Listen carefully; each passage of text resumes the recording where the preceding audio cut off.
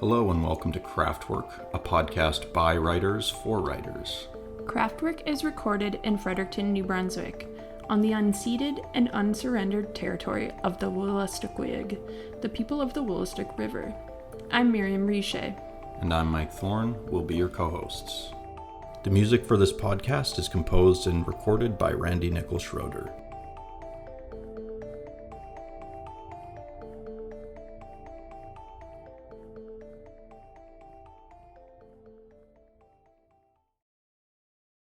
Mark Anthony Jarman is the author of Touch Anywhere to Begin, Czech Techno, Knife Party at the Hotel Europa, My White Planet, 19 Knives, New Orleans is Sinking, Dancing Nightly in the Tavern, and the travel book Ireland's Eye. Burn Man, published in 2023 by Biblioasis, was an editor's choice with the New York Times. He was an acquisitions editor for Oberon Press and introduced many new writers through the Coming Attractions series. He is also the editor of Best Canadian Stories 2023. His novel Salvage King Yeah is on Amazon.ca's list of 50 essential Canadian books and is the #1 book on Amazon's list of best hockey fiction. Widely published in Canada, the U.S., Europe, and Asia, Jarman is a graduate of the Iowa Writers' Workshop, a Yaddo Fellow, has taught at the University of Victoria, the Banff Centre for the Arts, and the University of New Brunswick. He is also co-editor of the literary journal Camel. We're very excited to have Mark Anthony Jarman here today. Maybe he shares custody of our feline roommate with us, whose name is Pluto. Mark is our regular cat sitter and someone we see regularly, and always really interested to hear his insights into craft and writing. But I feel like we've never had the opportunity to talk in detail with you about your process. So we're very excited to have you here, Mark. Thank you. You're welcome. Glad to be here. Thanks. I was lucky to be a part of your final graduate creative writing seminar. And I remember something you often told the class was some version of just try things out, experiment, try something different and see if it works. And if it doesn't work, you can reshape it. I'm curious how experimentation informs your own process. I don't think of myself as an experimental writer. I think, it's just words on a page. Same thing people have been doing for 100 years. Like if you look at T.S. Eliot, he's more experimental probably than me. But I do feel in the process, you've got to just throw stuff at the wall, see what sticks. You've got to try something at the beginning, try it again at the end, see what to repeat. And I always say cut and paste is the best invention ever, because I used to literally do it with scissors and tape. And I don't like the real William Burroughs stuff that doesn't make sense, but I like the idea that, one image will resonate in one place very differently than it does 3 pages on. And I really love scrolling and going, can this image go here? Can it go here? Can it go here? And I'll mark in, a question mark or then a check mark where I think, yeah, it's right there is a good spot. And it's very much a gut feeling. Like, I don't feel like it's an experiment, but I do feel like you got to be, as a writer, you got to be flexible, you got to be open and, not think this is set in stone. If I start writing a scene, I want to be able to mangle it, move stuff around. It's interesting. You were just mentioning how in the past you would actually cut out pieces of paper and rearrange them.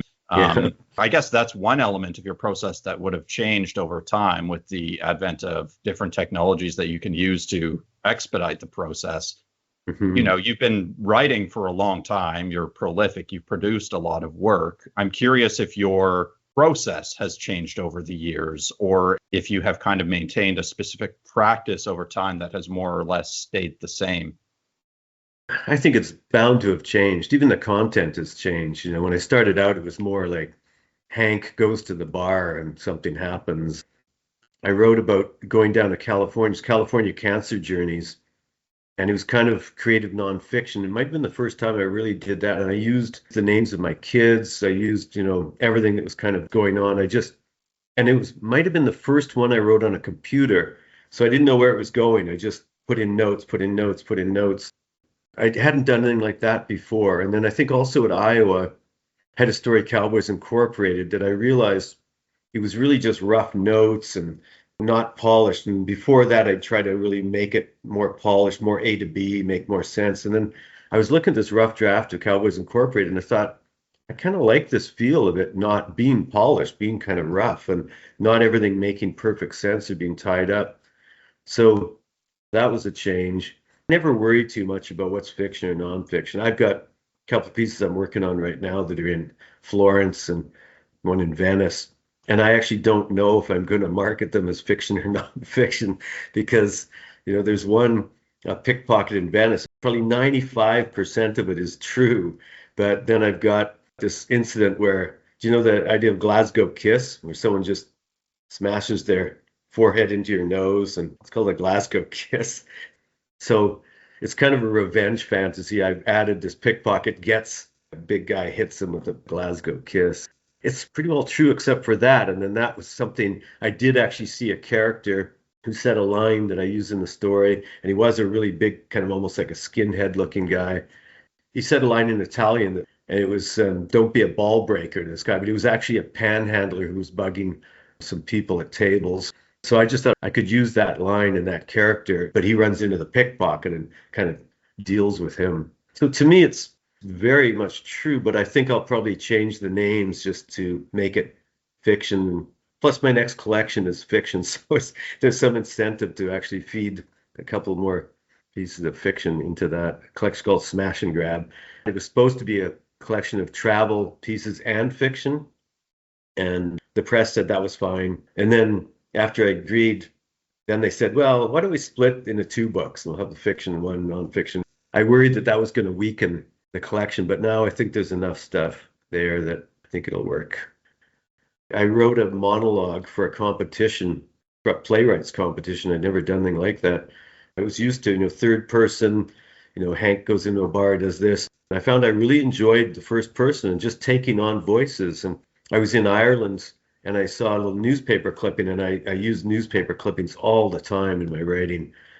And it was a hit and run. A woman had run into a kid with red hair, ginger, and he'd kind of flown up in the air, landed, and she stopped and undid her seatbelt. But then he got up, and so then she drove off, thinking he was all right, but probably also, I just don't want to get involved in this. And then it turned out, though, he had a head injury, and so his head ballooned, and he ended up in emergency and surgery. And Ireland still has papers, and the hotel had free newspapers, so I got this story for free, basically. I just thought, why doesn't this woman turn herself in? What a horrible woman. And so I thought, well, I'd like to write the story that's her point of view. I eavesdrop all the time. So when I was in Ireland, we'd be on trains and I'd be writing things people were saying down. And a lot of that went into the story. You mentioned several things that I've been curious about with your writing. First of all, I was looking at your article, Finding the Form, in the New Quarterly, in which you were talking about taking notes that span the 70s and 80s, your time at Iowa Writers Workshop, Yaddo, Seattle, Western Canada, and beyond. What are your note-taking habits like? How do you make sure that you don't lose these gems of ideas when they come to you? I have to write stuff down or I lose. My memory's not very good, so I have to write it down.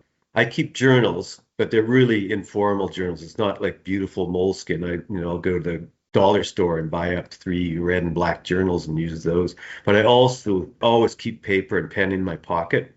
If I'm walking out on the golf course behind the apartment building, I sometimes will just get an idea. A line popped in my head. I think I was listening to music and it was something about maybe rolling the dice, but I heard rolling your eyes and I just thought of that expression, the eye roll. And then I just thought of the line, I want to roll my eyes on every continent. I don't know why. Because I'm working on a piece right now, I then start scrolling through. But then I realized in the piece I was bitching about school groups in Florence, where suddenly thousands of school kids appear in the street, and they're not giant streets, and suddenly 150 mid-teens are coming at you, and I'm just invisible. They bump right into me, and I'm like, what the? It's like Ratso Rizzo in Midnight Cowboy. I'm walking here. So I thought, okay, I can give the line to them. So instead of my narrator being the one rolling his eyes, I say school groups are rolling their eyes in every continent, and so I just find a way to get something, but I have to save that line and then figure out how am I going to use it. It's kind of obsessive. Like I've got boxes and boxes of journals, and when I moved out of my old house, I just thought, this is almost mentally ill. Like there's just so much written down. But I always compare it to guitars. Like a guitar could be guitars practicing and playing, and no one says, well, there's no audience or why are you doing that? But you just get better that way. And so I think you get better as a writer and as an editor by just doing it all the time. And it doesn't take me as long to put a story together now. I feel like I have shortcuts or ways to get through it faster. And I still take time and I mark up every page. The pages are so messy. That's probably what I would say too in terms of being flexible. Like I think just get something down and then see what you can do with it and move stuff around. And I've got on a page right here and it's like move to page 12, cut question mark, seems okay here. Just little messages to myself and circling things. And I remember reading or seeing a manuscript by Ken Kesey when I was an undergrad, and he had notes to himself, and I thought, that's really odd. Seems really odd, but now I do exactly the same thing. It's just because then I'll look at it later. And I tend to work at bars a lot, and some writers can't take noise or distraction, and I find it kind of feeds a kind of energy. Speaking of eavesdropping, there's a business nearby that employs a bunch of people. I've been working on a piece that's based, I don't want to say what the business is, but I'm working on a piece just collecting dialogue and working on a story. I can go into a kind of a trance, and being in a bar doesn't distract me. I can come out of it right away, talk to someone, order a beer or something, then I can just go back into it. And I think I'm pretty lucky that way, that I can work anywhere and don't need perfect conditions. I know some writers need to go to a monastery, or just really get away from everything, but I just like stuff being fed in all the time. I mean, I feel like I can hear that in your work. You have an ear for the rhythms of speech, and there's also a kind of energy and velocity to a lot of your writing. I mean, one of the stories that stood out to me in Burn Man was the Scout's Lament. You have this kind of emphatic, brusque voice in it that's so distinctive. I can hear it. There's a passage, for example, quote, "My boy was about 12, small for his age, gets leveled by a guy way bigger, knocked right on his can, but he springs right up and bam, bam, bam, all over the guy. I was surprised. I didn't know he was like that.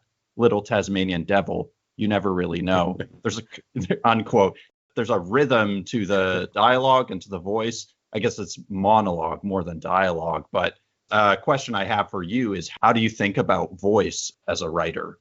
That's a really good question, and probably an impossible question, because I don't really know. Like, if I'm doing the Irish voice, I'm really worried that it's going to not be convincing, but I've heard enough and got relatives, and my mother was from Dublin, so I think I can kind of fake it a bit. But, every story is different. Sometimes you just feel like, well, they would say it this way, or someone else would say it this way. But that Scout's Lament, I was really lucky. And I don't want to push going to a bar for writers, because I think that can be dangerous and unhealthy. But I was teaching at that point at U.S.A as a sessional, and it was a sub pub. And I was just at one table, and there was a guy talking to a father about the son playing hockey, and he's saying what to look out for, what to do, what not to do. And I was just pretending, to study a textbook, but I was just writing everything down as much as I could. And then you kind of add things later. So, he might not have said Tasmanian devil, at all, but I might have added some of that stuff and just think, yeah, this could fit. And I played hockey, so you get some of the terminology. That was pretty lucky just to be, and, I don't think it's like one of my heavyweight stories or anything, but I hate the word a gift, but it was kind of a gift. It's just a person at the next table talking to another guy, and I could just tell what they were talking about. And I was interested. Sylvia Plath might not have been interested in a hockey scout talking, so it just depends what you're after. While we're on the topic of research, gathering the pieces for the story, do you often turn to news stories for narrative inspiration? And I'm curious, is there like an X factor or a je ne sais quoi that draws you to particular stories? Like, are there particular ingredients or components that you think to yourself that would make a good short story, that news article? Well, exactly that. It's not the same every time, but it's exactly like that. And Edna O'Brien, the Irish writer, just died, and she was talking about reading newspapers and going, there's a novel. So many of my stories came out of clippings that I really lament the passing of the good newspaper, because it's just like free ammunition for a writer. It's so good. My story, Knife Party, about a stabbing in Naples, that was actually a stabbing in Oromocto in New Brunswick. And I saw it in the paper and I thought, there's a story, because it's like a guy gets stabbed in the leg. I don't think they meant it to be serious, but it severed his artery and he just died at the party, like walking and down. And I was working on a piece in Naples, so where Naples gets blamed for the violence.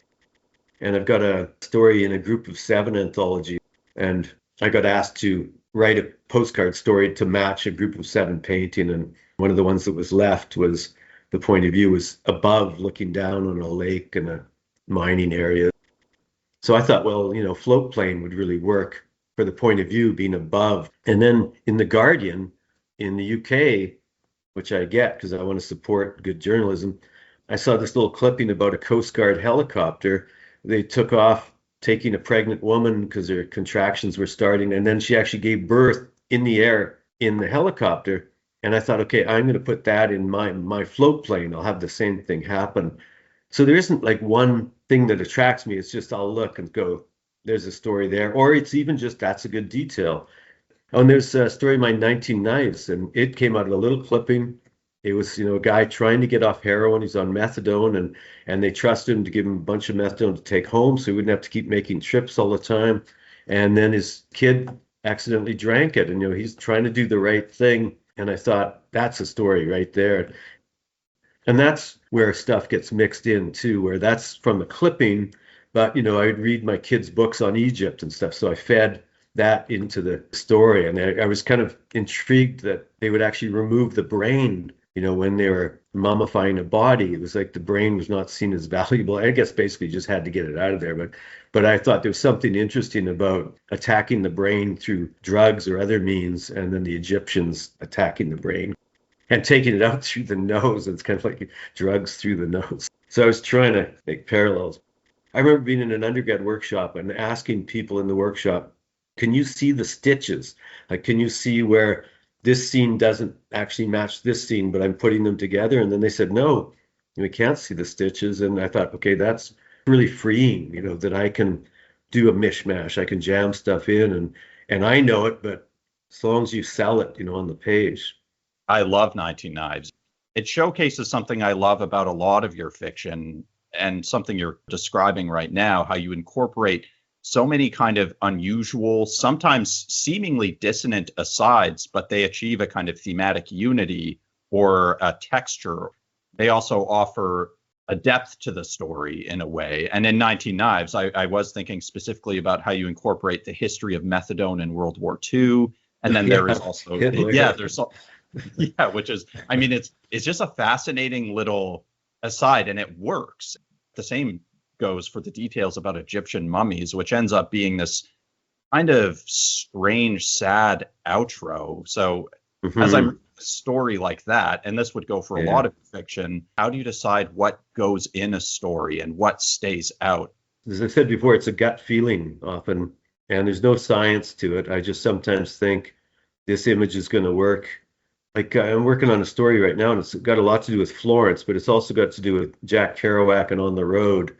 When I was in Florence, I got asked to visit a travel class, and they were talking about Kerouac and junior high school. I loved that book, and it got me out on the road hitchhiking.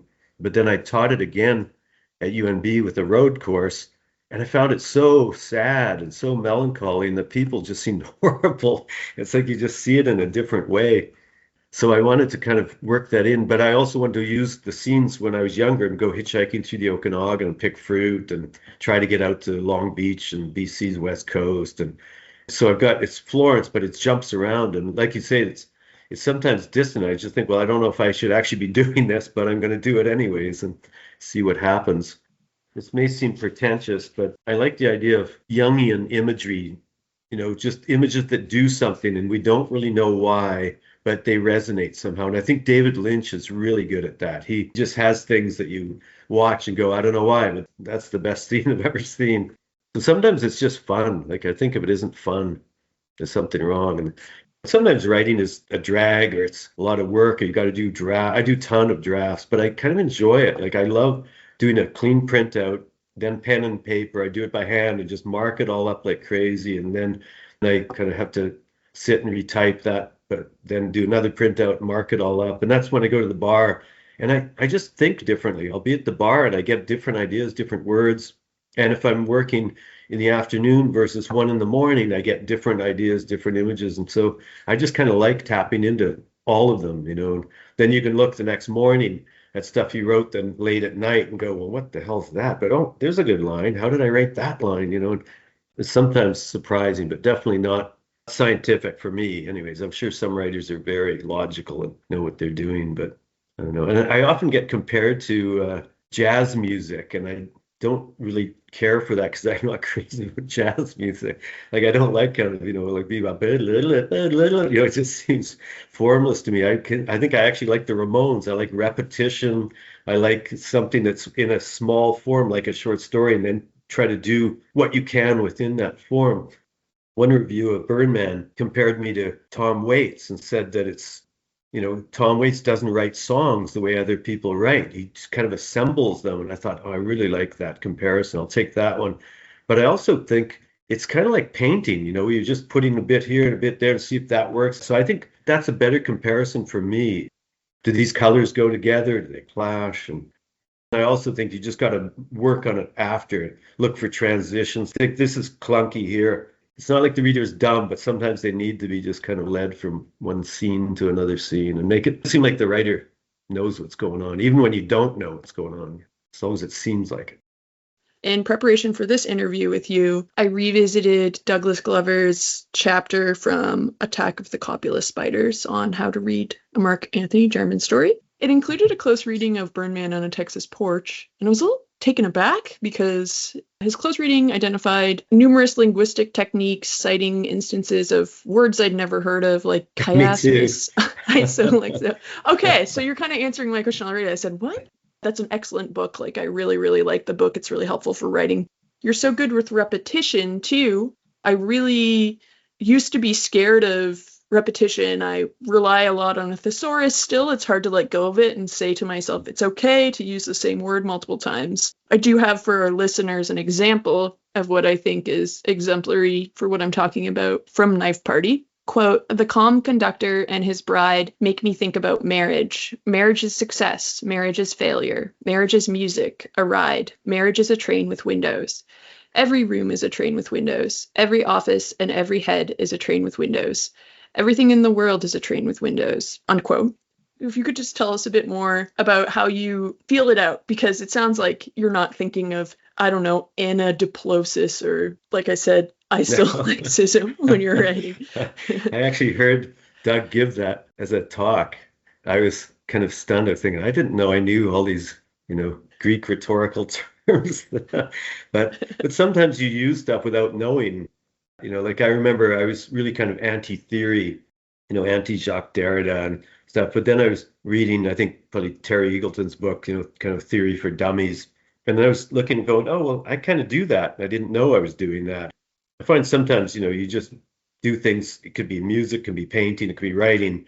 And people will find, you know, something scholarly to say about it, but it might not actually be there. And that's fine by me. I mean, I do really work on the stories. It's interesting you mentioned repetition because I think sometimes I need repetition as structure because I don't have a lot of plot. So I have to find other ways to hold something together. But I also still go word by word and try not to use the exact same word. In terms of bigger images and ideas, there's a train there and there's some guys smashing the windows out when they're going through tunnels to try and get cool air in, but the passengers don't know what's going on. There's just this noise and glass breaking. You're in a dark tunnel. And so there I'll probably have the one line down and then think, well, you know, Winston Churchill said you do things in threes. We'll try and get three things in a row. You know, marriage is like this, like this, like this. And then I might keep going and just think, well, this is fun. I'm going to add some more to it. So again, it's not a science and I can't really even remember, but I suspect that would be put together like bit by bit by bit. And there's probably parts that I cut. And I do like repetition, but I also look, you know, at every word kind of to make sure I'm just not saying the same thing, you know, really close. And I like to get rid of what I think of deadwood words, you know, like just it, the, things. There's so many places where you can actually get rid of these small little words and the reader's not going to notice that they're gone. But I hope the reader will, as Mike said, see a kind of flow or energy. And I did not think about rhythm. When I started writing, I didn't know what rhythm was. And now I think about it a lot. You know, I just really want something to flow. And actually, a friend and colleague, Ross Leckie, was just reading down at Westminster Books about a week back, and he said that he was worried that he was starting to read like me with the sounds and the flow. I thought it was funny because I often mock the poetry voice, that, and the waves hit the shore, I slit my wrists. So, anyways, I thought it was funny that he worried he was slipping into my voice. I do like to look at the really little things, but then you kind of hope you're going to find some big stuff to hold the story together as well. You have an eclectic array of music references in your fiction. And earlier you mentioned Tom Waits and the Ramones as artists that you do feel an affinity to. And I also know you perform live music from time to time. How does your taste in music or your experience as a musician inform your writing, if it does? No, music is huge. Like, I love playing music all the time, listening to it. There's just even lines. I wrote a piece about Richard Vaughan, who was our writer in residence, who unfortunately jumped off the bridge. And there's a song by the Handsome Family called Weightless Again. And it's just this amazing song. And it says, this is why people OD on drugs, is why they jump off the Golden Gate Bridge, anything to be weightless again. And I thought, I've got to work that into this piece. It's a nice echo. And I guess you kind of hope, too, that there's people who also know the song and will get that. It's like an added little hallway in your story. I remember watching The Godfather. I can't remember which part it was. They're in Long Island, and then suddenly there's this old-fashioned big yellow car, and I thought, that's Gatsby's car. Gatsby went from bootlegging to try and be respectable, and the Corleone family's doing the same thing. And I just thought, that is so great that they just dropped this yellow car in briefly. And for me, it opened this whole other side. I thought I'd never thought of the Corleones and Gatsby. It's not like you wanted to be in a secret club. You do hope people get the jokes or get some of the references, the allusions, or enjoy them. And if not, you just hope it works as is. Because, I often read other people's stuff, and I don't know for sure often what they're talking about. You mentioned On the Road earlier. So this is kind of an influence question. If you can remember some of the books that quote unquote made you as a writer, some of the early literary loves. But you mentioned On the Road. That was definitely an influence. But I'm kind of a sponge. Like, I'm influenced just by everything. And I had really good English teachers all my life. I was just really lucky because I've talked to some people that just had horrible teachers, but I had really good ones, just from grade 6, 7 on, right through high school and university. And when I first started teaching, I had no preparation. I just got thrown into a classroom. It was like, go ahead, try it. And I then thought of one of my favorite first year teachers, Bruce Wallace at U.S.A. He had this great kind of East Coast American accent. He used to climb up on the lecterns that people would read their notes from. He'd actually perch on it and roll a cigarette and be talking about James Joyce or something. And everyone was waiting for the lectern to break or him to fall off. He was just kind of entertaining, and I could hear, if I wrote an exam, I could hear his voice. I could hear the answers kind of. And so I thought, okay, I'm going to try to be like models like that when I'm teaching. And then it turned out I kind of enjoyed teaching, and I thought, okay, it's like a talk show. I've just got to go in and entertain this crowd for a while, but also try to convert them to the English department so that they're going to want to take more English courses. Propaganda. So, yeah, what other books? U.S.A. by John Dos Passos. It's a trilogy. He was friends with Hemingway, and he's actually in The Sun Also Rises when they go fishing in Spain. He's the character who goes fishing with. But then they had a falling out over the Spanish Civil War, because the communists killed his translator, Dos Passos' translator, and he was understandably pissed off. And Hemingway said, well, the communists are the only ones who can run this show. Without them, it's going to fall apart. And so they never recovered from that. And then Dos Passos got more and more conservative as he got older. But U.S.A. is an amazing book. There's little cartoons.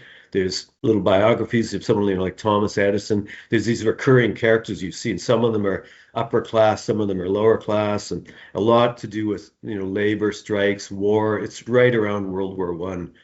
It's amazing. I read it in my high school library and little paperbacks, and that was a giant influence because it was just newsreels. It was little, it wasn't like collage, but just talking about my stuff, trying to squeeze stuff in. Dos Passos was doing this a long, long time ago, and I think he should be better known.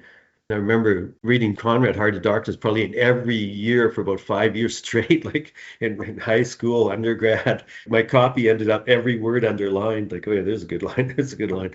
And I know some people don't like Conrad, but to me, he's clearly on the right side. There may be some minor sins, but, for when he's writing, he's clearly anti-colonial, and he's on the side of the native people there. And those were really basic early ones. And T.S. Eliot, I don't know why, I just always really identified with T.S. Eliot. Prufrock, I loved teaching that. Ray Carver was a big influence. There were a number of Canadian writers I was reading before. Carver, I kind of came into him before Iowa, but I heard him read at Iowa, which was a treat. And he was a really happy stage in his life. It was really good. He'd quit drinking. Cathedral was out. He was doing really well. Yeah, I feel like I always blank out on this because I'm just reading stuff all the time. And I had a teacher there, Barry Hanna, who was a big influence. And there's an American writer, Tom McGuane, and a book by him called Panama. And I used to just read it over and over and figure out, how is he doing this? How is he doing this? I kind of love those books where you think there's some effect here, but I don't know how he's doing it. And James Salter, I thought was a beautiful writer. And Joan Didion, I was really fascinated by Didion because I thought she was this very terse style that was a little bit like Hemingway, really. And there's another writer around that era, a New Yorker writer, Renata Adler. I really liked her stuff. Flannery O'Connor, it was huge. And I had a good first-year teacher at UVic who got me to read Flannery O'Connor and got me to read Dave Richards from New Brunswick. And I was in Victoria. I had no idea I was going to end up in New Brunswick, but I really took to both of those. And Flannery O'Connor's so funny. Like I heard that she would, kind of almost giggle at stuff she was writing. And I really liked that idea because, writing is serious. You got to think here, use your brain. But I love the idea that you could actually enjoy it. Because I know there's times I come up with some line, I can't put that in. So I'm going to put it in anyways and see what happens. I kind of like walking the edge too. Like even my book, the title, My White Planet, I did that to almost bug people. And it's probably a mistake. I think it shows up on Aryan Nation sites. The title story is actually up north, white, the Arctic. That's an interesting list of influences. Going back to Douglas Glover again, he kind of was talking about this lineage that he thinks you fall into. Like you're talking a lot about Raymond Carver, Joan Didion, Hemingway, this kind of restrained minimalist style. And he kind of says, oh, you belong to the tradition of literary revel, this lineage of more Baroque writers. How do you feel about that classification of yourself? Yeah, Joyce was definitely an influence. My mother's from Dublin. And she lived about 2 doors down from where his story, The Dead, took place on Usher's Island. So he would go there for the Feast of the Epiphany and they'd carve up a goose. So he didn't live there, but they'd visit relatives there. And I've been inside that house. It was really great to be in there. So yeah, Joyce was an influence. I mean, Dubliners is very different than Ulysses, but I read all of those. And again, in terms of good teachers, I had a teacher at UVic, Patty Grant, who taught Anglo-Irish literature, and he took us through Ulysses chapter by chapter by chapter, and it was perfect. It was great. I love Don DeLillo, and I often, make fun of Canadian poetry scene, but Denis Johnson, American poet, was a huge influence. He then wrote short stories, Jesus' Son, but when I read him at Iowa, he only had poetry. It was the Incognito Lounge, and again, it was one of those books like Panama. I just look at it page by page, but how is he doing this? How is he getting that effect? And he was in Iowa and Seattle, and I was in both of those places. So it was really kind of fun to read him. That was a huge influence. John Cheever, big influence. His collected stories is amazing. I would sometimes buy a book just because I liked one sentence or one word and just think, I think I can get something from this writer. There was one review of it might have been 1990s that talked about my huge debt to Rick Moody, and I hadn't really read Rick Moody, and I think I ended up talking to the reviewer saying that, but I just figured, well, we're probably reading the same stuff, we're probably in the same world, and just this is coming out of the mill. Just curious, because I'm reading him right now and have been reading a lot of your work. How do you feel about Nabokov? I'm reading Ada, and I saw that there was a parallel. I mean, both kind of Baroque, but also a lot of violence and morbidity in it. My apologies if you don't like that comparison. I love Nabokov. Again, and with a good teacher, I took Pale Fire, which is just a hilarious book. Like, it's just amazing. It's this long poem with, footnotes written by a crazy neighbor who is putting himself into the story. Lolita, the writing is just amazing. I remember being by a swimming pool in California, which sounds very jet setting, but it wasn't. It was just kind of, staying with someone during the part of the winter. But I remember just reading it and going through and just thinking that writing is amazing. And it's almost like with Alice Munro, I'll just leave myself out of the fray, like whether Lolita's, a troublesome book or whether what's happened with Alice Munro, because to me, the writing is still the same, and that doesn't change. And I'm not teaching anymore, but if I was teaching, I would still use Alice Munro because I teach her all the time. That's another influence. Her early collection, Dance of the Happy Shades, it's just amazing to read because you can see her almost getting better through the book. The first stories are more kind of childhood, and then you see the piece of Utrecht, it's way more complex. And so I think if I was teaching, I would bring those clippings in about her family and say, let's talk about this, because it's almost like a Munro story. She often had very, competing narratives. She had mother-daughter, so to me, it just fits that world. And I think it's a really sad story. It's really sad to hear it, but I would still just use it if I was teaching. Because I always kind of like it when writers get into the news and I'm teaching them, because then I can say, look, these people exist. They're out there. Another thing you mentioned that I could relate to in terms of teaching fiction was the novel Ulysses. I am also grateful that I had an instructor able to walk me through that novel. Yeah. In a way, it's a novel that has to be taught. It was the same thing where we kind of walked through chapter by chapter. It's interesting just to think how fiction functions in the classroom. Another thing you mentioned earlier, T.S. Eliot, and you mentioned Denis Johnson's background in poetry. Mm-hmm. I was rereading the introduction to Burn Man by John Metcalfe, and he quoted from the foreword to a 2022 translation of Baudelaire's Flowers of Evil. He says, quote, "The reader interprets the poem not as a deliberately constructed puzzle, but as a shared experience still in the process of being understood," unquote. I see a lot of poetic qualities in your writing, Mark. I was curious, since you mentioned Eliot and Johnson as well, what your relationship to poetry is as a reader or as a writer. I took poetry workshops when I was an undergrad at UVic. I was really lucky. I had P.K. Page as a teacher. I had Phyllis Webb. I found it very helpful, I think, for any fiction or nonfiction writer, because you got to learn, compression, using images, getting rid of what doesn't need to be there. So I thought it was a very useful lesson, but I was faking it. Like I needed the credits. So I was taking these poetry workshops. I'd go to the library and I was reading Al Purdy and Canadian poets and thinking, well, I think I can do this. And I really liked like Al Purdy, The Caribou Horses. I really liked it, but I was just kind of faking it, and I found I could do it. I really wanted to do fiction and nonfiction more. And I did a collection of poetry called Killing the Swan, very slim volume. And I will say from when I was more sensitive, but it just kind of went nowhere. And I just thought, well, I'm just going to put the same ideas and images and words into my fiction and nonfiction. And, Joyce is very poetic, but no one really says he's poetic. They say he's Joycean.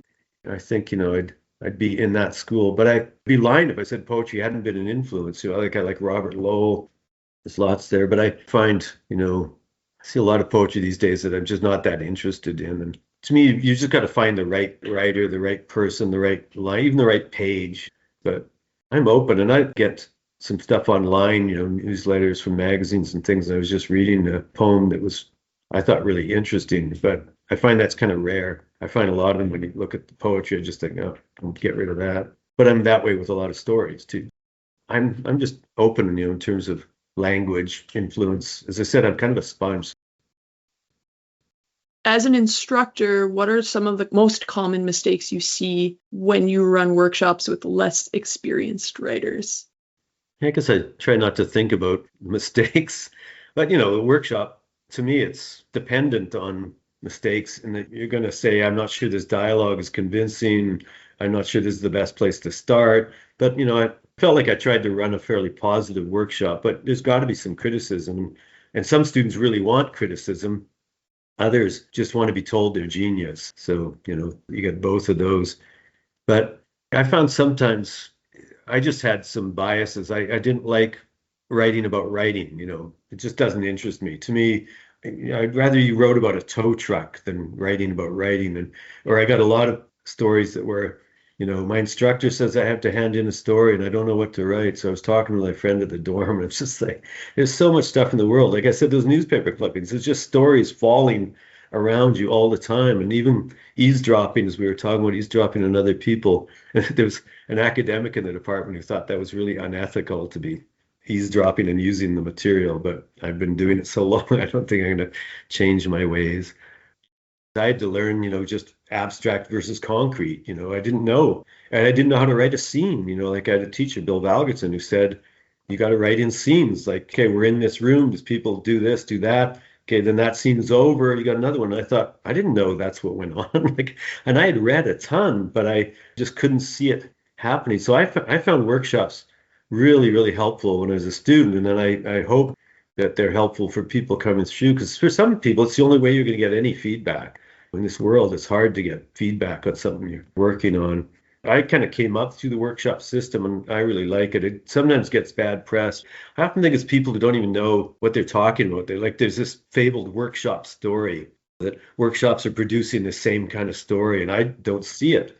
When I was at Iowa, all the people were different, all the teachers were different. There was no process of you've got to write this kind of story. I really liked Cormac McCarthy, and I like Melville. So those are not Carver, not Hemingway kind of writers. I used to say at Iowa that if Cormac McCarthy or Faulkner came through here, they'd be trying to make him more like Carver, just because Carver was very popular at the time. And so there's always those tendencies to steer story this way or that way. And I know I've got my real biases, so I was always hoping the group could rise above my bias. And I think that's a good thing with the workshop. It's dependent on the group. It's the whole group. It's not me. Everyone's got to talk. Everyone's got to hand in stuff.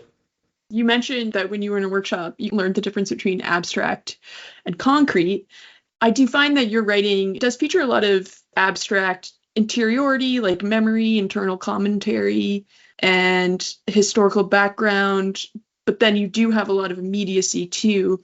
What, in your opinion, is the key to pacing a work to balancing that abstract versus concrete content? Well, I had a teacher, Bill Valgerson, who said, you can earn the abstractions, but you got to have enough concrete stuff. So you got to have things that, appeal to the senses.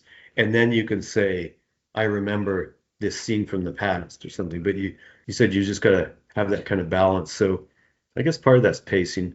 But again, I don't even know what I'm thinking about. I do think pacing is really important. I often say rhythm of a story. If something happens early in the story, it's not like Chekhov's gun, but I think you've got to then touch on it again later, even just briefly. And to me, that's just structure, rhythm, could be pacing, could be, just even being pleasing somehow. So I don't really worry about the terms, but I think about that stuff when I'm writing. I just think, I got the surfboard early. I can't just let it go. Even if you just come and say, I never saw the surfboard again, just something so that you feel like there's this balance. It's not exactly pacing, so I'm not sure if that's what you're thinking about. But I do really look at the lines and the sections and hope that they kind of flow or move. And there's times where I think, okay, there's too much exposition here. Like I've even got one line in one of these drafts where I think it's just a little too much exposition. So I circled it and said, maybe I can use this later in the story. Maybe I find a place like on page 11 or 12 rather than on page 1. So I do think about that in terms of pacing, not loading up too much, or like an information dump. When you watch a TV show and so you're wondering why I brought you here. It's because of this murder. And it's like, why? They would all know this. Why is this is just for the audience? It makes no sense in terms of the characters. And that's why I like a show where you see they don't do that. You almost have to figure out, what are they talking about? Information is sometimes the hardest thing to write. Definitely. And if I'm doing travel stuff and historical stuff, I'm trying to feed that in all the time.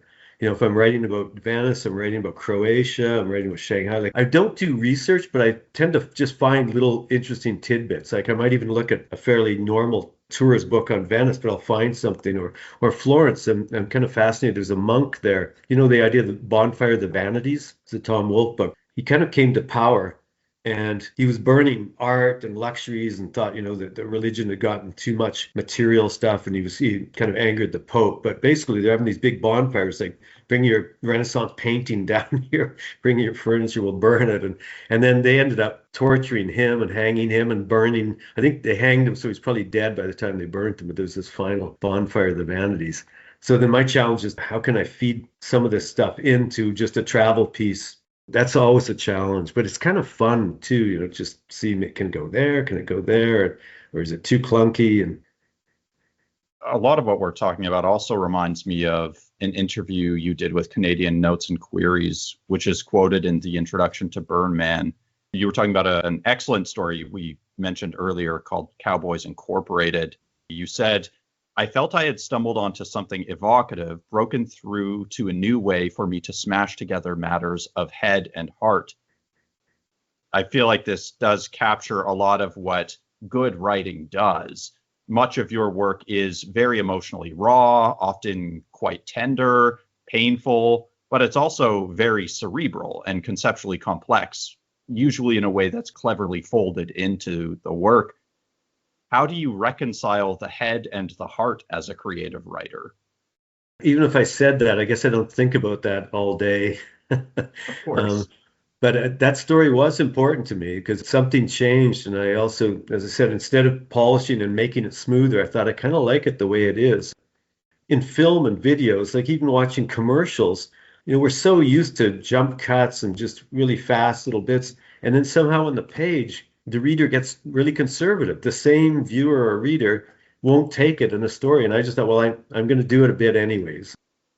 I'm happy if you think I'm cerebral, but I don't think I am.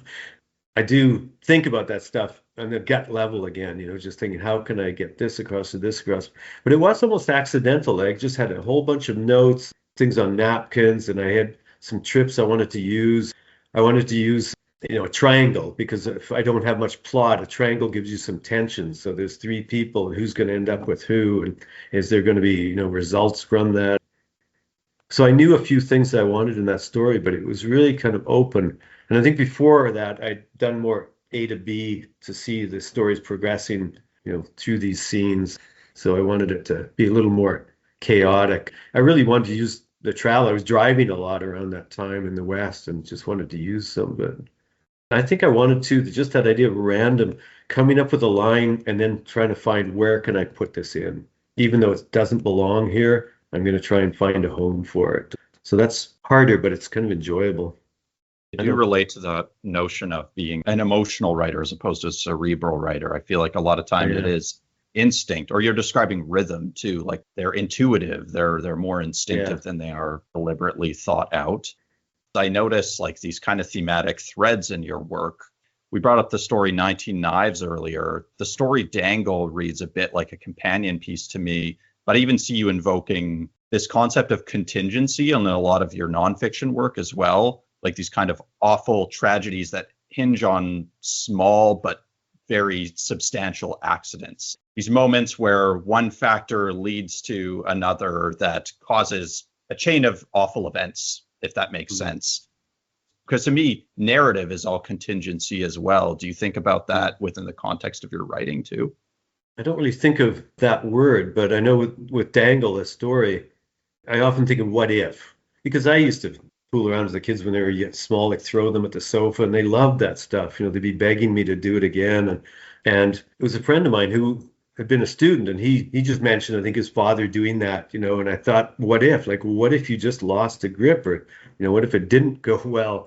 And at the same time, I was living beside a neighbor who was obviously having some domestic problems, and the guy cleaning out the truck and the arguments and stuff. So I just put a couple things together. But I read that story at a bookstore in Victoria, and I could feel the audience. It was like such tension because they thought, did this happen? Is this real?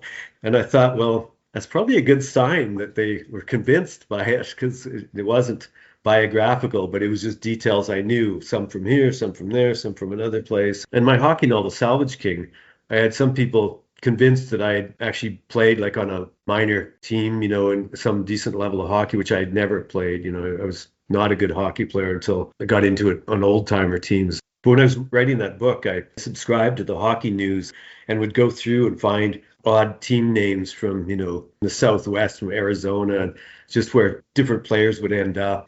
And I also found that if something was kind of stuck, I would have the player traded to another team. Okay, now we're in LA. Now I can start a complete new section of the book. And I know Raymond Chandler's got a thing about screenwriting. When he got stuck, he'd say, just have someone show up at the door with a gun, and, the theme will go.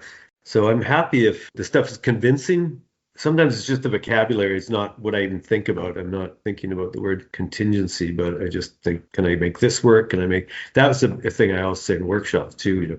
It's good to know the rules, but it's also just what works. Like if you can make something work on the page, then it works. Thinking about what works, I guess one of the benefits of workshopping is that you are having a kind of direct interaction with the reader. For me as a writer, sometimes I can find it distracting if I'm thinking too intently about this sort of theoretical reader, because it's difficult to interpret. What does this like gray amorphous reader look like? What do they expect? What do they want? Is that something that you think about as you write? Do you think about the reader as you write, or is that something you have to shut out until some moment in the editing process? Yeah, I think sometimes it's just you'll worry about it later in the editing. You'll use material and think, oh, I'll make sure I'll change the names, and then you forget. It's like, uh-oh, I got in trouble with my mother. What I think is good about workshops is you get the feedback, but you got to take it with a grain of salt, because let's say you have 9 people and 3 will say this is really working and others will say I don't like that at all. And so you've just got to decide. But I found there were times when they would say something, I go, they're right. I just didn't see that. Even if this is a sentimental image or this is a cliche.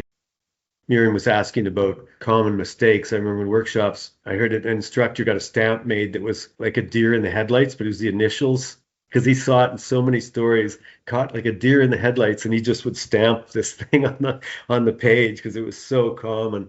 But I remember there were moments where I just thought I needed someone to tell me that. And other things I would just say, I'm ignoring that. They just don't get it. They don't know what I'm trying to do here. I think, some feedback's just better than being in a vacuum, but you've also got to be headstrong sometimes.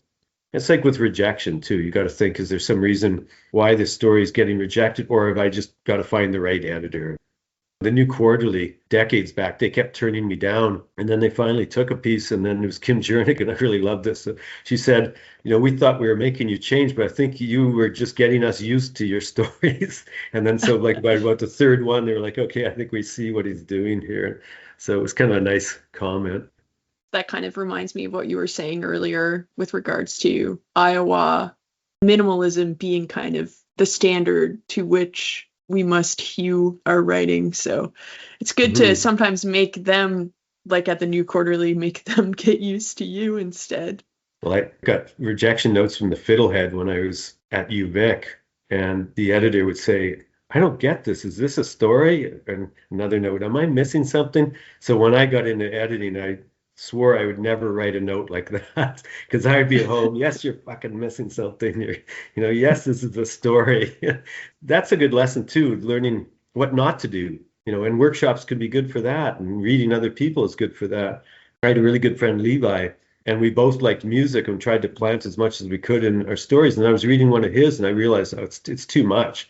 Like, you don't need this much. It was like, we're driving in the car and this was on the radio, walking up the sidewalk, this song was in my head, went in the house, this song was playing. I thought, it's too much. It's like a Southern accent in writing, a little bit goes a long way. I needed workshops to find that stuff, because if I was alone in my parents' basement writing, I don't know if I ever would even have kept going. I just found workshops really crucial. I originally started doing an English degree, and then I took a creative writing class, and then I went to a double major, just did more and more creative writing. I just found it way more enjoyable. It was very social too, which is a nice side of creative writing, which sometimes that social side gets attacked or seems negative. But anyways, I always really liked it. We always went out after workshops and tried to get the teacher to come out. And I always felt like I learned as much after the workshop. To me, it was like a mask and an anti-mask. We'd talk about the workshop and say, the teacher liked that story too much. It's not that great. But this story, it got attacked. And it's actually, I think we were too hard on that story. Like, we just kind of adjust afterwards and just talk about things. Even, I remember even talking about like sex scenes. Would you use this word or would you use that word? And thinking, yeah, I don't know which one I'd use, but just tiny things. But, still be talking about writing all the time and finding out about writers that I didn't know. And that was a really good thing with workshops, both at U.S.A and at Iowa. And it's often a slow process. Like at Iowa, I can't say what happened, but I know I became a better writer. But I don't know what it was, other than 2 years where you just do workshops and you just kind of live and breathe writing. It was really good. Have you read anything recently that's particularly excited you? I don't know. I'd have to go look on the bookshelf. Yeah, I got two books here. All right. What have you got? So you were asking about being excited, but I'm not sure it's necessarily exciting, but borrowed a copy of Sarah Bernstein's book, Study for Obedience, and she was a student of ours at UNB. It looks really interesting. So I haven't read all of it, but I've started it. We're talking about voice and language and setting. And so I'm kind of looking forward to getting through that one. And then this is an older one. I mentioned Denis Johnson. It's a collection called Seek, Reports from the Edges of America and Beyond. So it's his nonfiction reporting. And some of it's Africa and kind of troubled places, but some of it I found really interesting because he's talking about the Western states. Like I think lives around Idaho, and there is, Aryan nation there, but there's also that real right-wing anti-government movement there. And he's writing about it in the 80s and 90s, including, the Oklahoma bombing, which was blow up a government building, and who cares who dies in it. It's making a statement that we're against the government. And it's really interesting to see Johnson's kind of subscribing to that, the idea none of us are free and we want to get away from government. But then when there was, I think, the bombing, he was like, oh God, what have we started here? And I remember that bombing thinking, well, this is just some little fringe group. But now it's a giant political force. Like it's just grown and grown and grown. And the internet does not help. But it's amazing to see written small, this kind of, militia, anti-government groups, and you just think, well, this is just some little fringe element. And then to see someone running for president who's basically cashing in on that, and he's running for president and is anti-government. It's like, and I saw a doc on a politician. I don't know if you know the name. Is Daniel Patrick Moynihan, and he was around the time of Kennedy, Nixon. After that, kind of an advisor, almost like Polonius, an advisor to the politicians. He said that he might have been one of the last people who was really pro-government, that saw the government as really positive and beneficial, because he'd come through the Depression, he'd been put through school, he was smart, but he got educated because of, assistance. He really liked FDR, which was, the New Deal, and trying to, help out people, get them out of the Depression, rather than the business model of leave it alone, leave the market alone. FDR was really, let's tamper with the market, let's disrupt things. So Moynihan was really from that kind of model in that era. And I just found it fascinating that that's just gone. Like now there's such cynicism about the government, or the truckers convoy. And, when I was in Marseille and Florence, you see echoes of that there. Like they were really following the truckers convoy in Canada, in Europe. You see a lot of anti-vax graffiti, and I saw one in Florence right on our street, and it was like they want us either dead or slaves. And it was clearly like some governing body is after us. And I thought it was interesting that Moynihan was just like, I wasn't like that at all. I thought the government was the best thing in the world, and it kind of lifted me up. Then that probably changed around Reagan, I think. It's like, they hire an actor to be president. We don't really need one. You just get an actor who looks good. So anyways, I was reading this Denis Johnson collection. I hadn't read it before, but it's almost like with a new eye, just because it's dated. But you see, this is really the beginning of some of this stuff. You have release dates for these two new collections, or things that we can direct the listeners toward? Well, Burn Man's the most recent one. I also think my collection, Touch Anywhere to Begin, is a really good collection. Smash and grab. It'd probably be fall 2025, but it's not set in stone. We'll see. And then I'm working on Wild West. It's a collection of Wild West stories. My former editor, Martha Sharp, wants me to make it into a novel, and so she's after me about that. And then, as I said, the Biblio is turned into 2 books, so I'm not sure when the second one might be. A couple more years down the road, which should be more at the nonfiction, I guess. So yeah, I'll just have to keep deciding what's going into which collection, and to just change, Mark to Hank, Yeah, does that mean that if we encounter Hank, is Hank your cipher? My very first collection, there was Hank was definitely the character. And then I knew someone called Jankovic, and this was, again, pre-computer. You had to really decide when to do a new draft of a story. So I had Hank, so I just took a big black felt pen and I changed Hank to Jank. And then when I finally got around to retyping the new one, because it was a big deal to retype the whole story over again. You didn't have, you couldn't make changes online or on the screen. Then I changed to Jankovic for Cowboys Incorporated, I think. And I couldn't believe the difference. Change one word, one name. It was a real lesson, if you call someone Smith or you called him Zelensky,